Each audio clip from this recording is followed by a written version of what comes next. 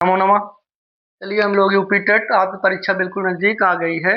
उसके लिए बहुत ही महत्वपूर्ण प्रश्न लेकर के आए हैं। तेजी के साथ आप लोग इन प्रश्नों को कर लीजिए। बिना इन प्रश्नों के हल किए हुए आप बिल्कुल मत रहिएगा। निश्चित चलिए हम तेजी के साथ करा रहे हैं। समझ समझ करके आप करिए, जिससे कि आपको परीक्षा में बिल्कुल याद आ जाए प्रश्न। और इन्हीं प्रश्नों से आपको जो 2, 3, 4 जुलाई में परीक्षा होने वाली है उसमें देखने को मिलेंगे। तो चलिए मित्रों, हम लोग प्रारंभ करते हैं अपनी क्लास को। और उसके पहले संस्कृत सेवा 9 ये आपका अपना चैनल है, इसको सब्सक्राइब कर लीजिए। यूपी टेट के लिए विशेष रूप से ये गुरुजनों के लिए सेवा में प्रस्तुत है। तो आज का पहला प्रश्न आपके सामने प्रस्तुत है। पहला प्रश्न है बनेपी। बनेपी पदा देखिए, बनेपी में पद में कौन सी संधि है? बनेपी है। तो बने अपी क्या रूप बनता है इसका? बने धन अपी।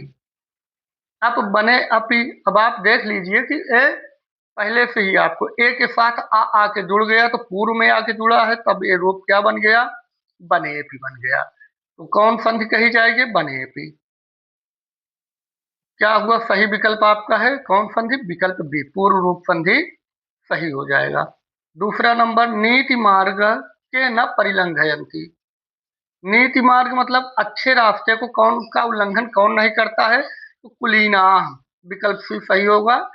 कुलीन लोग जो हैं, अच्छे लोग जो हैं, वो नीति मार्ग का उल्लंघन नहीं करते हैं। आगे तीसरे प्रश्न की ओर चलते हम लोग। तत्रयो में संधि है।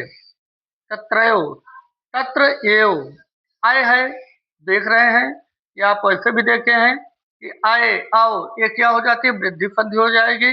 अगर आय की मात्रा और आओ की मात्रा रहेगी तो ओ की मात्रा रहने पे गुण संधि होती है, तो यहाँ पे आपकी वृद्धि संधि हो जाएगा तत्रयो में।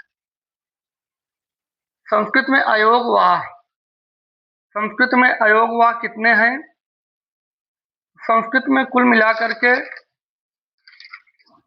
अयोग वाह 5 तो नहीं है, 4 भी नहीं है, 6 नहीं है, 3 नहीं है कितने? 4 है। विकल्प भी कौन कौन है? एक अनुस्वार हो जाता है, एक विसर्ग हो जाता है, जिह्वा मूली और उपदमानी, जो जैसे का और एक खा, ये क्या है? कभी कभी आपसे पूछ लिया जाएगा। जब ये चीजें का खा के पहले लगी रहेगी तो जिह्वा मूली कहा जाएगा। और यही अर्ध विसर्ग का चिन्ह जो है, अगर पाय और हा के पूर्व में लगा रहेगा तो ये उपधमानी कहे जाएंगे। तो इस प्रकार से 4 आपके जिह्वा मूली अयोग वाह हैं। पांचवा प्रश्न देखते हैं। अनुरूपम।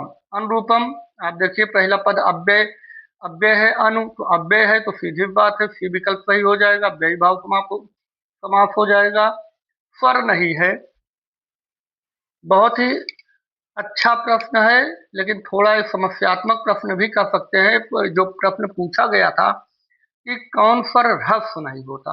आप देखिए आयुड़, ऋणिक, आ ई उ री और एल डी, ये सब क्या है? ह्रस्व हैं। तो ह्रस्व नहीं होता है पूछ रहे, तो री का ह्रस्व होता है, री का होता है। और ए बड़ा ऊ दिया है, बड़ा ऊ का भी छोटा ऊ ह्रस्व ही तो है, लेकिन परीक्षाओं में आपका बड़ा ऊ सही माना था। लेकिन ओ जो है ये संयुक्त व्यंजन है। आ और ए जो इस तरह से बनता है, आ उ इस तरह से बना लीजिए। कुल मिलाकर के ओ जो है हमेशा दीर्घ रहेगा। ये संयुक्त अक्षर की श्रेणी में आता है। अच्छा, अगर हम इसमें यही इतना देख लें कि चलिए ओ को ना देखें क्योंकि संयुक्त अक्षर को नहीं देखते हैं, तब ऊ लेकिन इसी समय के लिए रहेगा कि ऊ का स्वर नहीं है, लेकिन ऊ का भी ऊ होता है। ये प्रश्न जो है एक तरफ समस्यात्मक प्रश्न दे दिया गया था, जिसमें माना यही गया था, आयोग ने जो माना था उत्तर वो ऊ को माना था, लेकिन मेरे हिसाब से ऊ नहीं होगा। होगा भी तो डी होना चाहिए। सायुक्ते अप्रधाने, सायुक्ते अप्रधाने और साकम सार्धम, सह के योग में कौन विभक्ति होती है? तृतीय विभक्ति होती है।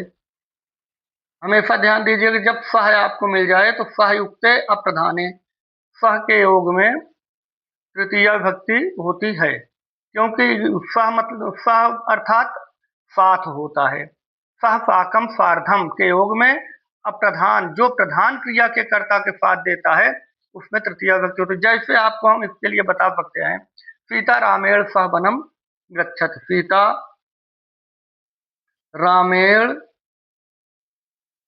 सह वनम गच्छति।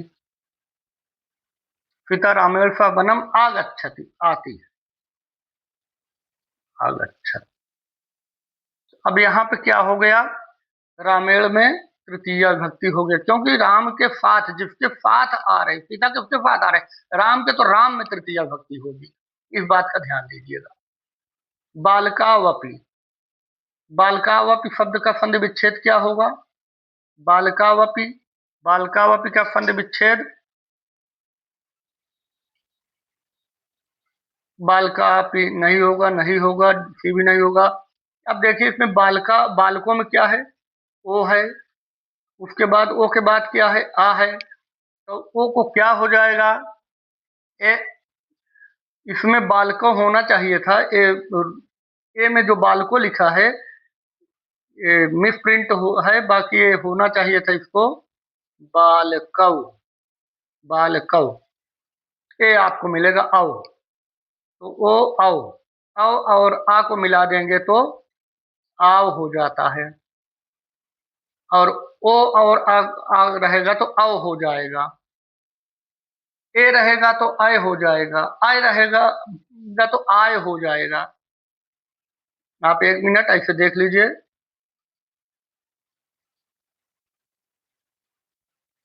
ए, ए, आय और ओ, औ। ए है तो क्या हो जाएगा?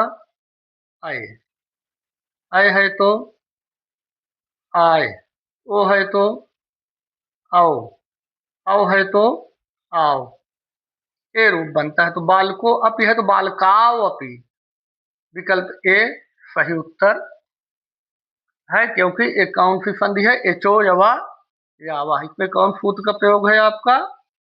एचो यवा यावा, जिसको आप एचो यावा कहते हैं। बगुले को संस्कृत में क्या कहते हैं? बगुले को संस्कृत में क्या कहेंगे?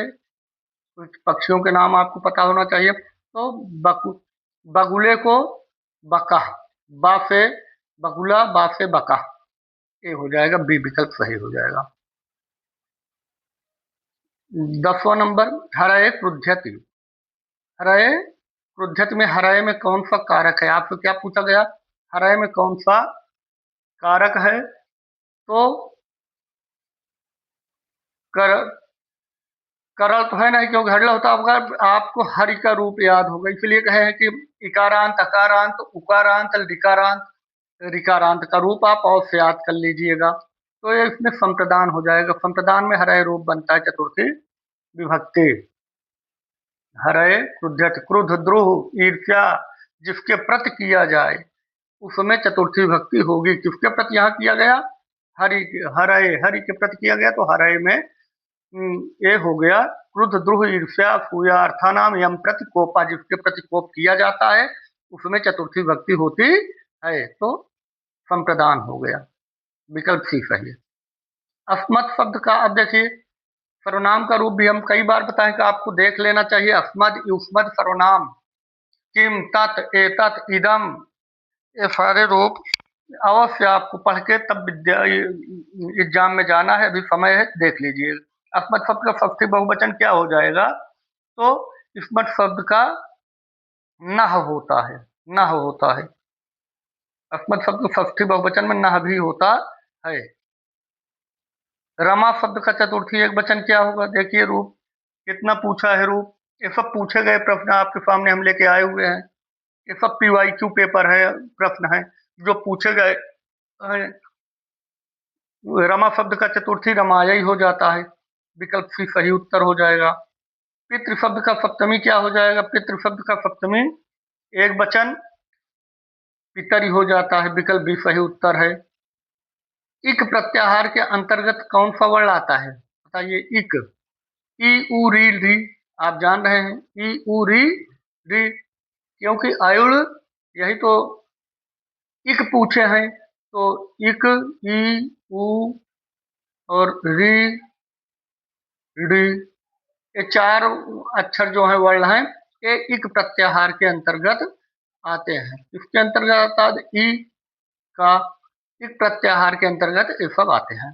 तो विकल्प ए सही उत्तर है। माहेश्वर सूत्रों की संख्या देख लीजिए, 14 है। आप लोगों को अच्छे से पता है कि माहेश्वर सूत्र कितने हैं। आयुर्डली के होंगे यऊ छय वरट लली मंगलम झबय गर्दभ जब गर्दभ सब छठत चढ़तो कपय सत्सर हल, ये 14 सूत्र हैं। इनको भी आप देख लीजिएगा, उन्हीं में से प्रत्याहार बनता है। पूछते हैं इसका उच्चारण सा, इसका उच्चारण स्थान क्या है? ये वाले सा का उच्चारण स्थान कहाँ से किया जाता है? मूर्धा, ऋतुर्फणाम मूर्धा हो जाता है, मूर्धा से किया जाएगा। आगे देखिए, चौर भयम पद में प्रयुक्त समास कौन है? चौरा, इसका हो जाता है लौकिक विग्रह चौरात भयम, मतलब चोर से भय, भय के अर्थ में पंचमी लगी है इसमें भी, नाम भय हेतु। तो कौन कौन उत्तर सही हो जाएगा इसमें?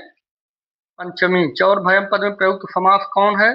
पंचमी तत्पुरुष समास, पंचमी तत्पुरुष समास हो जाता है। नेक्स्ट, पितृन शब्द में विभक्ति और वचन बताना है आपको। जब पितृ शब्द ऋकारांत शब्द का रूप है, पिता का रूप आप लोग याद कर लीजिए। पिता, पिता अर्थात रूप इसका चलता है पितृ, यही है। ऋकारांत के एक रूप याद कर लेंगे तो आपके सारे ऋकारांत पुल्लिंग के रूप उसी प्रकार चलते हैं। तो पितृन शब्द का आप देखिए विभक्ति वचन कौन है? पितृन शब्द में द्वितीय बहुवचन है, द्वितीय बहुवचन है। विकल्प में, विकल्प में आपके द्वितीय बहुवचन है, इसमें देखिए षष्ठी बहुवचन दिया गया है। प्रथमा एक वचन नहीं, यहाँ आपका बी में होना चाहिए था। द्वितीय, द्वितीय विभक्ति और बहुवचन, बहुवचन, द्वितीय विभक्ति बहुवचन में रूप बनता है। ये दिया है देखिए, द्वितीय विभक्ति बहुवचन। पितृन शब्द का विभक्ति और वचन द्वितीय विभक्ति बहुवचन रूप दिया है। हम नीचे नद्या के देखने लगे थे। चलिए, नद्या शब्द में विभक्ति और वचन बताइए। नद्या शब्द में कौन विभक्ति कौन वचन है? तो नद्या शब्द में ए, नद्या शब्द प्रथमा विभक्ति बहुवचन है। नदी नद्य नद्या प्रथमा विभक्ति बहुवचन है, विकल्प सी सही उत्तर है। अब देखिए, गिनती से प्रश्न अवश्य पूछे जाएगा, एक या दो गिनती अवश्य आपसे पूछी जाएगी। फर्णवती ही, फर्णवती ही में क्या है? फर्णवती इसका किस संख्या का बोधक बोधक है? 66 तो नहीं होगा, 67 नहीं होगा, 36 नहीं होगा, 96, क्योंकि पहले क्या है? नवती ही। नवती ही मतलब क्या हो जाता है? 90, और 90 के अलावा क्या बता दिए? फड़ बता दिए, अर्थात ए फट छा। तो जब संधि होती है तो फर्णवती ही इसका हो जाता है, तो विकल्प बी 96 हो जाएगा। भवत, फिर देखिए यहाँ पे भवत क्रियापद प्रयुक्त लकार पुरुष पूछा है। भवत शब्द, अब आप अगर भू धातु या पट धातु का कम से कम ना कुछ ज्यादा पढ़िए, तो भू धातु या पठ धातु का कम से कम पांचों लकारों में, पांचों लकारों में धातु रूप देख लीजिएगा, धातु रूप अवश्य देखिएगा, क्योंकि इससे निश्चित आपके 2-3 प्रश्न पूछे जाते हैं और पूछे जाएंगे भी। तो भवत शब्द का क्या हो जाएगा? भवत शब्द का हो जाएगा आपका लोट लकार मध्यम पुरुष बहुवचन, लोट विकल्प सी सही। लोट नहीं नहीं, क्षमा करिएगा, इसका हो जाएगा लोट लकार मध्यम पुरुष बहुवचन, लोट लकार मध्यम पुरुष बहुवचन भवत रूप बनता है। देखिए, सर्वनाम शब्द सही अब ऐसे भी प्रश्न है, सर्वनाम शब्द नहीं है क्या है। अब इसमें से सर्वनाम शब्द कौन नहीं है, आपको ये भी बताना है कि सर्वनाम कौन नहीं है। यूयम देखिए, अस्मद, युष्मद, ये सब उसी का रूप है, ये सब सर्वनाम है। अप जो है ये क्या है, सर्वनाम नहीं है, एक तरह से निपात के अंतर्गत आ जाएगा। अपि विकल्प भी सही है। षष्ठी, षष्ठी स्वाहा स्वधा अलम वखट योगाच चतुर्थी भक्ति होती है। कौन भक्ति है यहाँ पे, षष्ठी के योग में, चतुर्थी भक्ति स्वाहा के योग में। और कहा गया है कि षष्ठी मतलब षष्ठी स्वाहा स्वधा अलम तथा वखट के योग में चतुर्थी भक्ति होती है। 24 नंबर प्रश्न पे हम लोग पहुंच चुके हैं। तो रचना रचनाकार संस्कृत में बहुत अच्छा है, बहुत ज्यादा रचना रचनाकार नहीं है। आपको सामान्य जो प्रसिद्ध है वही देखना है, उनको आपके पास होगा भी, देख लीजिएगा। या तो आप प्ले लिस्ट में रिपीटेड फीटेड के जाएंगे संस्कृत सेवा 9 हमारे यूट्यूब चैनल पे, तो उस पर आप प्ले लिस्ट देख लीजिएगा, कुछ अंगों के नाम पूछे हैं, उसमें से आप पुराना जो रिपीटेड फीटेड का है उसमें आप अपने काम का वीडियो देख लीजिएगा, सब आपके काम का है। बी विकल्प भी सही हो जाए, कादम्बरी बाणभट्ट लिखे, बहुत प्रसिद्ध रचना है। 5वें नंबर 25 नंबर के प्रश्न को हम लोग देखते हैं। महाकवि कालिदास द्वारा विरचित नाटक है। महाकवि कालिदास जी नाटक पूछे हैं। अब मालविकाग्नि मित्र क्या है, जब नाटक के रूप में पूछा जाएगा तो मालविकाग्नि मित्रम हो जाएगा। एक गीत काव्य है, क्योंकि ये सब महाकाव्य है, ये भी महाकाव्य है। तो इसमें जो सही विकल्प आपका है नाटक, मालविकाग्नि मित्रम, सी विकल्प सही है। व्यंजन संधि का उदाहरण, व्यंजन संधि का उदाहरण कौन सा है, साधुक्तम, पावका, सज्जन, जलौघा। तो अब आप बताइए इसका क्या हो जाएगा। सत जन, सज्जन, सज्जना हो जाता है, इसको इष्टुना, इष्टु विकल्प भी सही हो जाएगा। उत्तम पुरुष से संबंधित सर्वनाम कौन है, उत्तम पुरुष, उत्तम कौन होता है, मैं, अर्थात मैं का क्या हो गया, अहम, उत्तम पुरुष। फिर आ जाता है, मैं कई बार बताऊं, तुम अर्थात तुम, मध्यम पुरुष। और सह, ये वह, ये सब कौन है, अन्य पुरुष हो जाता है। तो अब इसकी देखिए कि संस्कृत कौन है, सह, ये तो अन्य पुरुष हो गया, तो कट गया विकल्प आपका, उत्तम पुरुष नहीं होगा। युवाम क्या है, त्वम, युवाम, युयम, ये भी कट गया, तुम का है,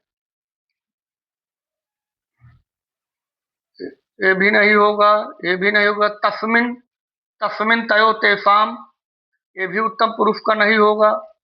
वयम क्या है, अहम, आवाम, वयम बहुवचन रूप है अहम का, तो वयम विकल्प सही हो जाएगा। मैं उत्तम अर्थात अहम, अस्मत् का रूप जब याद करिए, अहम, आवाम, वयम, ये सब उत्तम पुरुष के अंतर्गत है। उस्मत का रूप त्वम, युवाम, युयम, ये सब मध्यम पुरुष है। बाकी सह, तौ, ते या कोई भी होगा तो क्या हो जाएगा, अन्य पुरुष। ध्री धातु में तिन प्रत्यय लगा दीजिए, ध्री धातु में तिन प्रत्यय लगा दीजिए, तो क्या रूप बनेगा, ध्री धातु में तिन प्रत्यय का योग लगाने पर धृत्वा तो बनेगा नहीं, अक्वा प्रत्यय लगता है, धरती भी नहीं, धत भी नहीं बनेगा, तिन प्रत्यय में धृति ही हो जाता है, विकल्प सी सही उत्तर है। चलिए हम लोग तेजी के साथ, पता भी नहीं चला, 29 नंबर प्रश्न तक चले गए, और बहुत ही महत्वपूर्ण प्रश्न है, इनको ध्यान से आप लोग देख लीजिएगा, हल कर लीजिएगा। छंदानुगत शिक्षण प्रणाली होती है, छंदानुगत शिक्षण प्रणाली होती है, किसमें छंद होता है, तो व्याकरण में तो छंद नहीं होगा, गद्य में छंद नहीं होगा, कथा में छंद नहीं होगा, छंद तो काव्य में होता है, पद्यों में होता है। अतः 29 में ए विकल्प सही उत्तर है। आइए आज का अंतिम प्रश्न हम लोग देखते हैं। शुद्ध वाक्य क्या है, सह गृहम गच्छसि। अब देखिए, जब सह है तो सह के साथ क्या लगता है, गच्छति लगता है, सह के साथ गच्छति लगता है, इसलिए ये गलत हो गया। अहम के साथ क्या लगेगा, आम या वामा लगता है, ये अहम, अहम अहम अगर है तो अहम के साथ क्या हो जाता, अहम के साथ गच्छामि लगता, गच्छामि, तो इसलिए ए भी सी भी गलत हो गया। आगे देखते हैं हम लोग, त्वम गृहम गच्छति। अब त्वम त्वम शब्द जब आ गया है तो त्वम के साथ सी था गच्छति गच्छता गच्छति, तो गच्छसि होता। त्वम के साथ गच्छसि होता, अर्थात त्वम के साथ ए भी गलत हो गया। त्वम के साथ गच्छसि डी में देखिए आपको दिख रहा है, इसलिए विकल्प डी सही उत्तर है। तो आपके अपने चैनल पे पुनः आपको बहुत बहुत धन्यवाद, और चैनल को आप सब्सक्राइब करके चलिए। आपके लिए ऐसे ही क्लास के वीडियो जो हैं हम 1-2 दिन के अंदर सब पूरा करा देंगे। 2011 से 22 तक आप पूरा देख लीजिएगा। बहुत बहुत धन्यवाद।